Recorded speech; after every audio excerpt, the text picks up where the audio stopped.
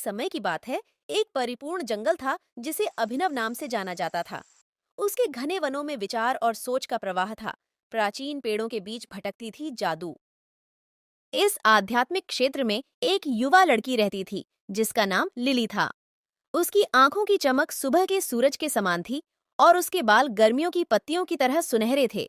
उसमें जिज्ञासा का स्पर्श था जो उसे वन में अंतर्वास कराता था।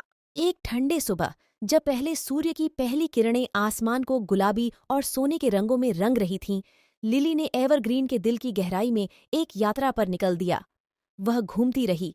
अनपेक्षित रोमांच से उन्होंने पेड़ों के बीच की राहों का पालन किया, उसके आसपास की सौंदर्य की चमक में समाहित होकर। जैसे जैसे वह और गहराई में बढ़ी, जंगल अधिक घना हुआ और वह वायु ने जादू को भारी बनाया।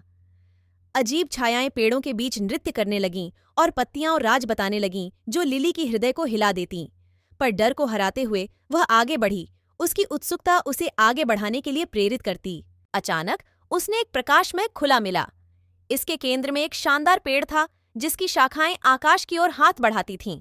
उसकी सुंदरता में एक्सट्रीम लिली को प्रभावित किया और उसने पेड़ की ओर बढ़ा, उसके दिल में उत्साह के साथ धड़कन भरते हुए।